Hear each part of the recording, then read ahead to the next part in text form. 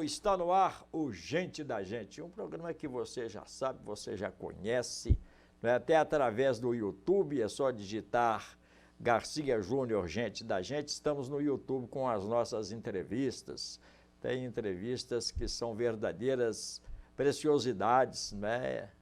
Que colocam a história de Divinópolis ao alcance de todos. E hoje nós vamos conversar com gente ligada à educação, à arte, à cultura. Nós vamos conversar com uma pessoa bastante conhecida, Cláudio Guadalupe, ativista social e cultural, educador nas redes municipal e estadual, também no ensino superior, do INESP de Divinópolis e na Universidade de Itaúna, compositor, letrista de MPB. Ele vai mostrar a sua obra e nós vamos falar sobre a sua vida, vamos contar a sua história. Ô, Cláudio Guadalupe, seja muito bem-vindo. Ô, Garcia, eu que agradeço esse espaço, que é um espaço democrático, né?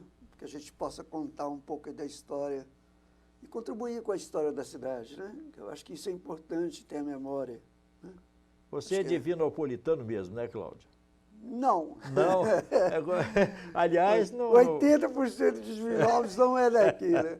Eu sou de São João del Rei. Que maravilha. Lá de São João dos Queijos, lá, né? Então você é meu vizinho, que eu sou de Barbacena. Ixi, pois é. Mas eu vim para cá com 1 ano de idade, então minha vida toda foi aqui mesmo, né? Em Divinópolis, com uma saída que eu fui estudar em BH, mas depois voltei a vida toda aqui. Ô, Guadalupe, os seus primeiros passos aqui em Divinópolis na educação, como é que você alcançou, né, esse status, porque é um status, né, de educador, de letrista de MPB, de escritor, né, não, atuando em várias áreas, membro da Academia Divinopolitana de Letras. Como é que isso tudo começou? Uai, Garcia, eu acho que é importante lembrar uma coisa, né? Eu adquiri esse gosto pela cultura, pelo ativismo social, né, político, foi lá no movimento estudantil, né? Eu fui integrante aqui no movimento estudantil da UED, da ex-UED, que era uma entidade de todos os estudantes aqui da cidade, do ensino, o ensino fundamental e médio, né? Na época falava primeiro e segundo grau, né? E na UED a gente tinha várias atividades culturais, né? 75, 76, eu fiz um curso de cinema. A UED, né, tinha as semanas de arte, que era muito, muito produtivo, envolvia muito a cidade, né, com música, poesia e tudo mais, né? Então, eu vivi nesse meio, né? Tem também uma herança da minha mãe. Minha mãe tocava violino de São João del Rei, estudava música lá, né? Então tinha já um dom, né? E eu adquiri esse dom de gostar de música, gostar de coisas relativa à literatura. Então, a primeira contribuição grande que eu tive foi o movimento estudantil. Depois a universidade, né? O INESP, na época, era um polo também cultural muito forte da cidade. Nós tínhamos, por exemplo, o chamado ciclo de estudos, que acontecia ao longo, num período, eu não estou lembrando o mês que acontecia, mas esse ciclo envolvia palestras, envolvia apresentações musicais. A gente trazia muita gente que era música, que não tinha espaço, né, na mídia, vamos dizer, oficial, né? E a gente trazia para apresentar aqui, né? Titane, Rubim do Vale, nomes que eram da cultura regional mineira, né? Que depois se transformaram até em cantores a nível nacional, né? Então a gente trazia muito isso, Belchior, essas coisas daquela época, né? Assim, quando eles estavam no início da carreira. Então a gente sempre teve essa ligação, né? E na década de 80, aí eu comecei a mexer com música. Nós tínhamos um grupo que chamava Encanto, que era um pouco puxando lá a sardinha, tentando se aproximar do Ar de Canto, né? Ah, sim. Que era um grupo que a gente amava, a gente achava assim, uma maravilha, né? Kiko Lara, a moçada, o Jairo Lara, né? Pessoal do ramo mesmo. Do ramo, Lopetros, né? Que era uma turma que estava na frente da música em Divinópolis, Turmorão, né? Que tocava também, acompanhava, né? Então a gente se aproximou e formamos um grupo, que era muita gente, eram trocentas neguinhos, tudo tocando trem. Naquela época a gente era exagerado mesmo. Mas tinha Simone Ordones, que depois se transformou numa artista, né, de teatro, famosa, né? O Beto, eu, o Bem, que era o cantor, né? Fazia o vocal. Então, esse grupo também a gente curtiu muito, a gente produzia músicas, fomos para festivais. O primeiro festival aqui de canção do Centro-Oeste Mineiro, FECOM. Você ganhou, né? Nós ganhamos o primeiro lugar, né? Você que era o compositor? Sim, compositor era eu, né? Agora eu não canto, né? Não posso cantar não, porque a minha voz está cara rachada. Aí o Bem cantava. E nós apresentamos uma canção que chamava 6:30, que eu gosto dessa canção. Inclusive, essa música está no seu primeiro livro, se não me engano, né? Sim, é esse sim. livro aqui, ó. É esse livro aqui. Tanto é que chama Cantos do Meu Tempo, né? Cantos do seu tempo. Do seu tempo, do meu meu tempo. do- Do nosso. aqui. Esse primeiro livro... Tem até um CD aqui dentro, né? Ele é um pouco, vamos dizer assim, a trajetória minha de letrista, porque ao longo desses anos, né, da década de 80, 90, eu fui letrista mesmo, eu gostava de compor e fazer os poemas de acordo com a música, né, com a melodia. Mas aí, a partir de 2018, 2019, eu fui sendo desafiado. Tinha um colega lá na biblioteca, João Carlos, o mais antigo trabalhador lá na biblioteca hoje. Ele tem lá já uns 40 anos que trabalha lá. E ele ficou me atiçando: ô Cláudio, você escreve letras, você pode escrever poemas. Descobriu um poeta. Né? É poesia, né? Só que você faz uma com a melodia, né? Acho que você dá para fazer. Então, esse primeiro livro, que é o Cantos do Meu Tempo, ele foi transitório, né? Entre o letrista, por isso que nele tem várias letras, né, de músicas que eu compus na década de 80, 90, e depois poemas também. Pegar historicamente a década de 70, né, que foi um período...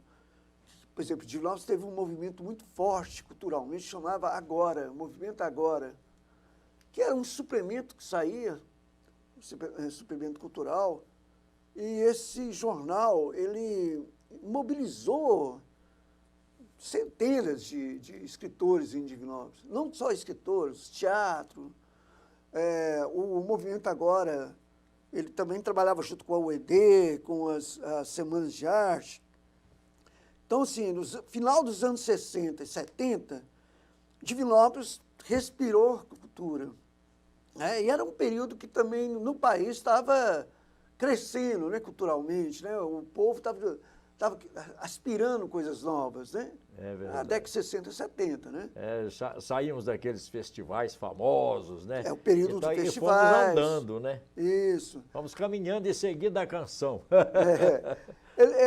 Porque aí a pessoa tem que entender isso, né? Porque uns ciclos históricos que a sociedade brasileira viveu, que Divinópolis também foi reflexo, né? Então, na década de 60 e 70, houve essa explosão, né, cultural em Divinópolis. Só para você ter uma ideia, o movimento agora envolveu centenas de poetas e literatos. E lançou, se não me engano, foi quase 40 autores. Só para te dar alguns nomes: Oswaldo André, a própria Adélia Prado, que antes ela participava, não como a Adélia Prado, né? Uhum. Ela é Adélia simples, né? Assim, tinha ainda essa popularidade como tem hoje. Tinha esse avanço. Chamava Adélia de Freitas, se não me engano. E todo esse, o Las Barreto, o Benfica Milagre, Sebastião Benfica Milagre, eram pessoas que tinham um laço muito grande com a comunidade, né? Por exemplo, Lázaro Barreto, ele fazia pesquisa da nossa história, né? Ele entendia, ele sabia, né? Eu li alguns livros dele. Convivia com as pessoas, sabia. E Sempre sobre sempre Divinópolis, atuante, né? tanto no Movimento Agora e depois no Diadorim, e sempre foi um personagem que centralizava a cultura aqui na cidade, né? Não só ele, né? O Oswaldo também, o Oswaldo André.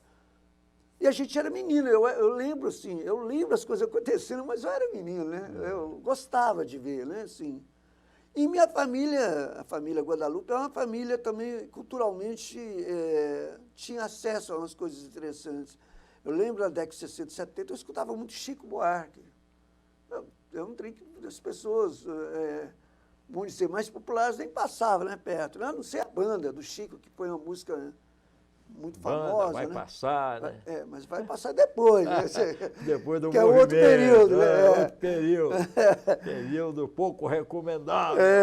Aí na década de 80, para início de 90, nós também deu outra explosão, né? Cultural. Foi uma administração que a gente teve aqui, foi muito progressista, né? Do ex-prefeito nosso aqui, que ele incentivou mesmo a cultura. Né? O Aristides, né? Não tem o problema, Aristides, ele não é candidato. Não é candidato, acho que a gente pode falar. Né? O Aristides Salgado, ele teve um papel muito importante na questão do município cuidar da vida cultural da cidade, né? Porque tem que ter política pública, né, para apoiar as artes, né? E o Aristides Se não tem, ganhou até o prêmio com a construção da praça, na Alemanha, no México, né? No sim, México. Exato. E o planejamento da cidade foi ele que idealizou, né? Um cara muito... Não era ele só, né? Era uma equipe que estava com ele, né? O doutor Simão Salomé, eram várias pessoas que estavam lá junto, né? E que programaram a CIDU, Cidade Universitária, que depois se transformou nas universidades que hoje a gente tem, né? O ENG, a Federal, aquela região ali, tudo foram eles que planejaram. Então, a cidade tinha uma cultura, tinha uma efervescência, a palavra é essa, uma efervescência na década de 80, que a gente aproveitou. Eu particularmente, aproveitei muito. Então, esses ciclos culturais que a gente viveu em Divinópolis, e eu estou falando isso porque é bom a gente resgatar, né, um papel importante, por exemplo, dos São Franciscanos, da Ordem São Francisco, né? Sempre apoiou, sempre colocou a capelinha ali à disposição, né? A chamada capelinha, espaço né? cultural como ali, espaço cultural que era muito importante para nós. Eu lembro que... Infelizmente fecharam o Teatron, né? O Teatron, né? Do Olímpio Fagundes. Do Fagundes, né? Que foi um espação também que a gente teve, né? Eu lembro o primeiro show que eu dei na Capela, a gente apresentou 6h30 e outras canções, né? E no meio do show, o Bembe, no meio da música, 6h30, o Bembe é um personagem histórico aqui na cidade, né? Se emocionou demais, começou a chorar, saiu do palco. Eu olhava assim mesmo, como assim, né? Como é que o cantor sai, né? Não conseguiu controlar as suas emoções. Foi assim, quem vivenciou esse período da Capela, né, com Peso Bruto, com os grupos que existiam na época, né? Existia muita banda em Divinópolis. Era um outro fenômeno também que a gente vivenciou, né? Era muita banda, Nó na Corda, o Aticanto, o Encanto, eram vários grupos, o Farmácia. Farmácia, né? A banda Farmácia, né? O Sérgio, né? O Sérgio, né? Só coisa de nata, né? E tinha também como diz, a banda popular da história. Tinha aqui, eu lembro que tinha umas 5, 6 bandas populares, tipo RG7. Sim. Eles ficavam... De bairros, né? E eu também acompanhei algumas promoções do Jorginho Miranda ali na São Paulo. Né? Ali, como é que chama? Excalibur. Hoje é Excalibur, né? Mas ali foi um espaço popular. Quer dizer, hoje nós carecemos até de vida noturna, né não? Inteligente, né? Porque vida noturna tem, né? Os bares. Né? Mas naquele tempo, não sei se o pessoal era mais inocente, alguma coisa, né? Mas porque isso aí era uma bebedeirazinha e tal. Sim, O próprio Estrela, né? Que era um negócio mais burguês, mas que tinha também, encontros, também tinha os seus réveillons, tinha os seus bailes, tinha os seus acontecimentos. Quer dizer, hoje nós não temos nada, né? Nem cultural, nem popular, nem nada. É, verdade. Você está lembrando, né, ali da São Paulo, né? Lembrando... Eu lembro, por exemplo, o Divinópolis tinha cineclube. Ah, sim. O Maurinho, né? O Maurinho era muito responsável nessa área. Mauro Corcozinho, ele incentivava, né, o cineclubismo em Divinópolis. O Jorge Miranda também, porque no bar dele também, a gente jogava lá o Bar do Rô, né? A gente falava Bar do Rô. Passava filme, música, né? A vida noturna em Divinópolis tinha uma vida mais as promoções esporádicas também, tipo Noite do Havaí, Vesprando do Carnaval, por aí. O Jorginho que fazia isso. Fazia os trem também, Trazia. Trouxeram aqui uma vez, você está falando em esquecer, né não? Aí me voou aqui. Eu vi aqui, por exemplo, a Emilinha Borba, que era uma cantora do rádio. Sim. E tal, né, num determinado ponto da cultura brasileira, era uma artista popularíssima. Eu vi uns 2 shows dela aqui. Pois é, essa vida, né, que era muito interessante. Um dia desse, lá na biblioteca, que eu trabalho na biblioteca pública, né, Talimba Lago. E lá nós temos a Noite de Poesia, que já tem 32 anos que acontece aqui em Divinópolis. Eu já fui algumas vezes lá. É muito interessante, porque vai os amantes da poesia, né, e declamam, mas tem a parte musical também. E a última Noite de Poesia foi aquela menina, a filha a Tereza Mimoso. Ah, ser filha do Mimoso, que foi até Rei Momo no Carnaval e tal. E era também maestro também, né? O homem era demais. E ela foi tocar chorinho. E tocou lá umas 2 ou 3 peças do Altamiro Carrilho, né? Oh, que maravilha, isso é raridade. Raridade, né? Aí eu olhei para ela e falei assim, não sei se você lembra, mas o Altamiro Carrilho vinha muito em Divinópolis. Não, aí é antes de eu aportar aqui. O Altamiro Carrilho foi para as novas gerações, é um grande músico, um grande flautista. Não, o tico-tico no fubá com o Altamiro Carrilho é um negócio realmente extraordinário, né?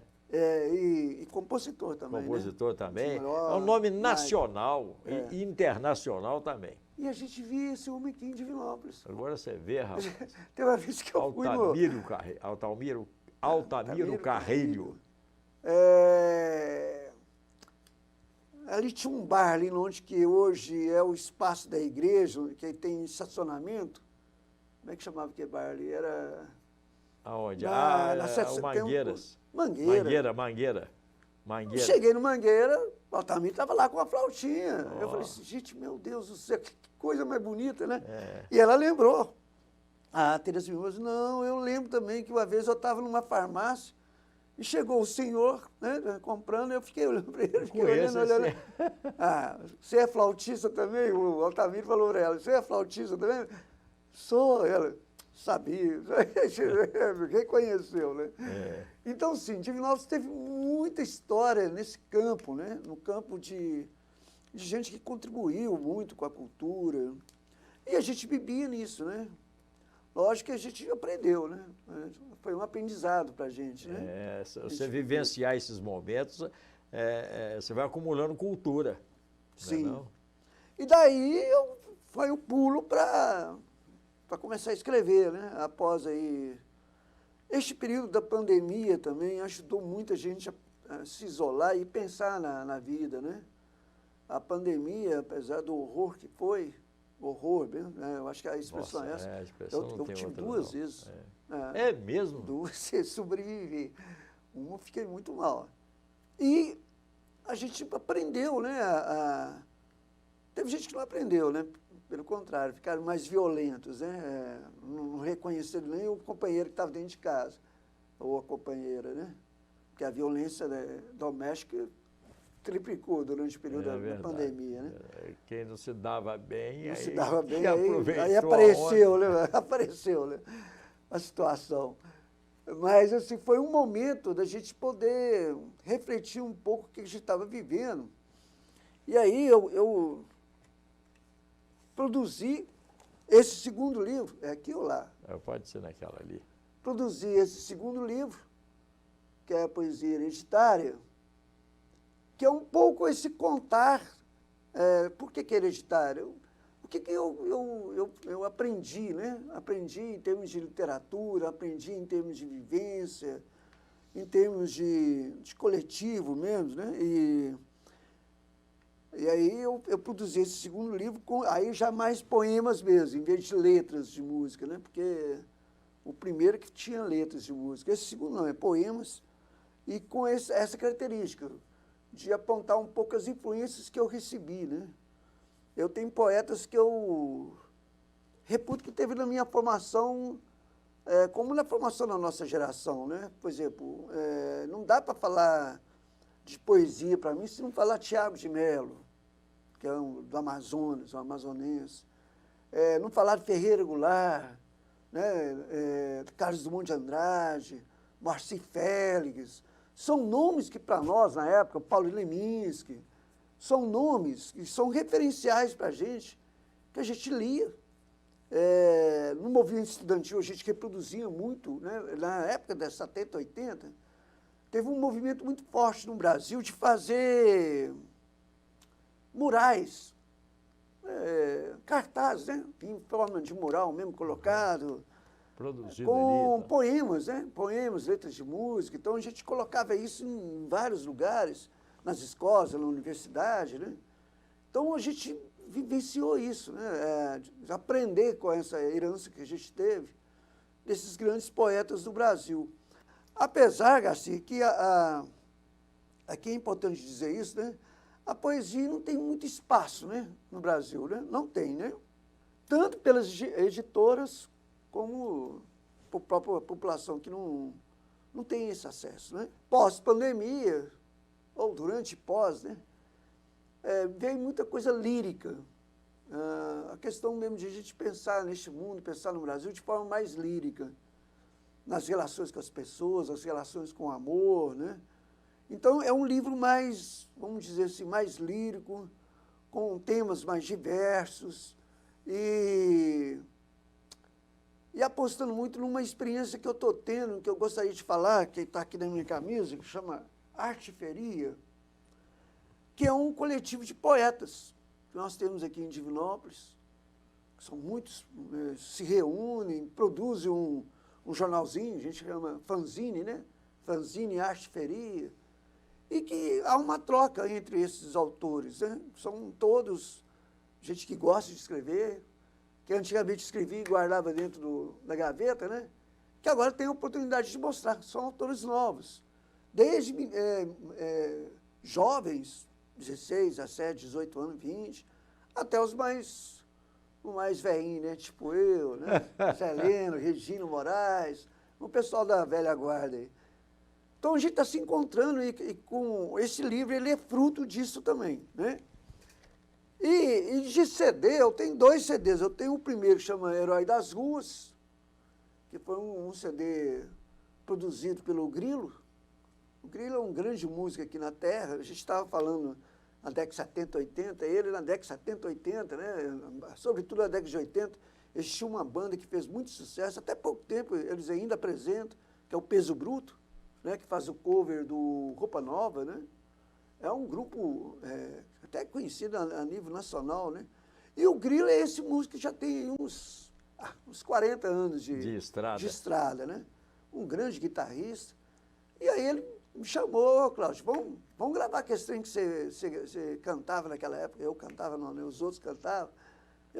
Tá. Aí nós gravamos um primeiro que chamou Herói das Ruas, que teve participação de muita gente, a Luísa Lara, o Bem, tem muita gente, né, que participou.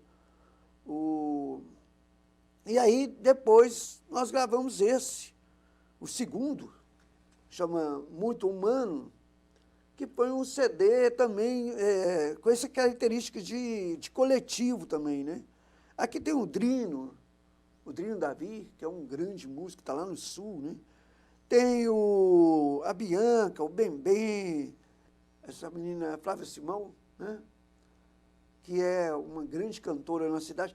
Nós tem também um celeiro de músicos, né? É outra vertente. Outra vertente de Divinópolis que nós temos. Muito músicos bons, muito.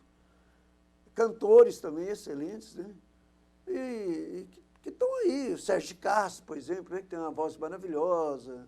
Você vai pegando pessoas, a Flávia Simão, e são outros, né? Que tem aí. Então, esse pessoal a gente convidou para participar do CD e foi uma experiência interessante, né? Porque produzir coisa coletivamente é muito difícil, né, Garcia? É muito difícil. Você juntar esse povo... É uma luta. Pôr esse povo para gravar, pôr esse povo... É um troço. E aí nós fizemos um show ainda, né? Um show muito bonito de lançamento do CD. O Peso Bruto fez a base do show. Foi bom que a gente lembrou umas coisas interessantes de época da gente. Por exemplo, nós tocamos na abertura do show algumas músicas de uma banda chamada O Terço. Eu lembro. Você lembra do Terço, né? Fazia um rock rural, né? Um rock misturado com a música anos 60, regional. 70, por aí. Isso.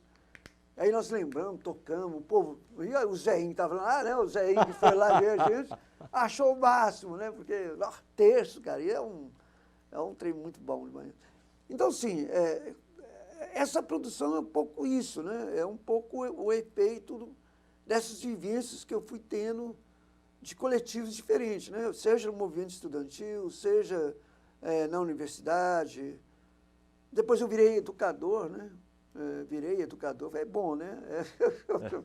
Fui trabalhar, tinha que trabalhar, né? Para ganhar a vida, né? Cuidar de família, né? E aí... me transformei também no educador. Como educador, eu tenho uma coisa também que a minha militância como educador foi muito bonita, do ponto de vista de que eu contribuí, né? Com o plano de carreira do magistério, com as discussões na própria lei municipal, né? A lei orgânica nossa, teve muita participação nossa. De lá. Isso eu sempre acompanhei. Até de dormir lá dentro da cama. De distância, mas nós queremos ver essa lei. Acompanhei boa parte dessa trajetória já aí. Pegou aí, né? Então, você lei orgânica, tal, o Conselho Municipal de Educação, que foi uma criação nossa, né? Uhum. É isso. E nós vamos ter que fazer um segundo tempo aqui, que é muita história e muita coisa boa, não é? E eu falo pouco, né, velho? Não, isso... Porque só conta a história quem tem história para contar. Né? É verdade. Ô, Cláudio, foi um prazer, viu? E muito obrigado por ter vindo. O prazer foi meu. Cláudio Guadalupe, gente da gente, hein?